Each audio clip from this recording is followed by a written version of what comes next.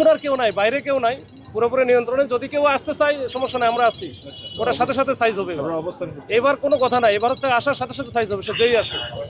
এত মানে আমরা অনেক টলারেট করছি, আর টলারেট করবো না একবারে। যে এই দিনই দুপুরে একেবারে যে এখন পুরা লোকজন, এই যে যানবাহন চলতেছে, মানুষজন চলাচল করতেছে, এর মধ্যে এরা লাঠি নিয়ে শোডাউন দিবে, মারামারি করবে, এটা আমরা বরদাস্ত করবো না। এইটা আমরা যেখানেই পাবো সেখানেই মোটামুটি ওখানে সাইজ হবে, ধরবো, মামলা দেবো, শেষ। আচ্ছা, একজন সাংবাদিককে আহত করা হয়েছে, একজন পুলিশ সদস্যের বিরুদ্ধে অভিযোগ আছে, এটা কিভাবে আর কি? না, এটা আহত করা হয়েছে, ওটা তো নারী সাংবাদিক। আমি শুনছি ওনার কাছ থেকে যেটা বলছে, হয়তো পায়ে লেগে গেছে, আবার তারপরে নাকি রিয়াক্টটা খারাপ করছে। যদি ওটা করে, আমি ওটা ফুটেজটা নিলাম, ওর সাথে আমি ব্যক্তিগতভাবে কথা বলে এটা আমি পরে জানাবো। আপনি এর আগে বলছেন যে কোনো কারণ লাগে না, কিন্তু কোনো কিছু পাইছেন না? এর আগে তো বলছিলাম যে মোটামুটি কারণে, ছোট ছোট কারণ লাগে, এরা এবার কোনো কারণে নাই, আমি জানি না, কেউ জানে না।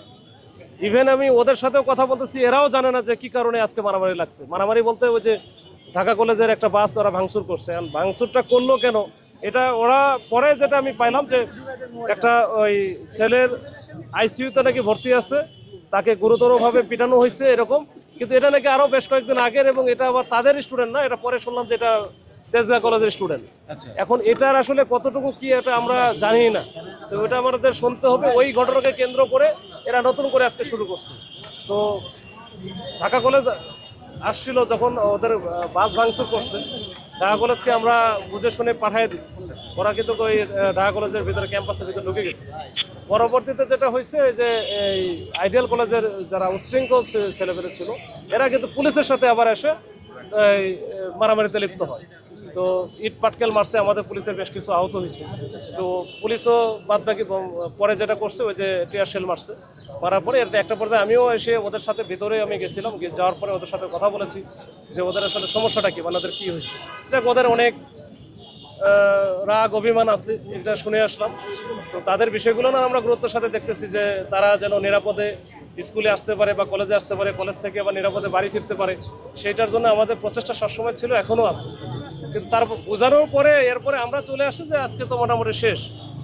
তো আসার পরে যখন আমরা এই সায়েন্স ল্যাবের কাছাকাছি চলে আসি যে আমরা চলে যাব, এর মধ্যে দেখতেছি আবার ওই আইডিয়াল কলেজের স্টুডেন্ট যারা আছে, এরা মোটামুটি 100-150 বা 200-র মতো, এরা দেখি দৌড়াদৌড়ি শুরু করছে কোনো কারণ ছাড়াই। কী কারণে দৌড়াইতেছে যে শেষ পর্যন্ত এখানে আসছে।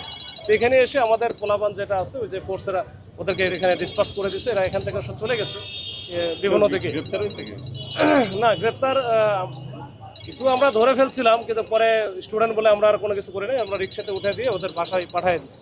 আহত কেমন হয়েছে আপনাদের, বা ওদের কি হয়েছে কিনা? আমরা এখন ওদেরটা তো আমরা ওইভাবে জানি না, ওটা পরে হয়তো বুঝতে পারবো। আমাদের 5-7 জন ফোর্স আহত হয়েছে, যেটা হচ্ছে ইট লেগে আর ইট বা ধারালো ইট। এখন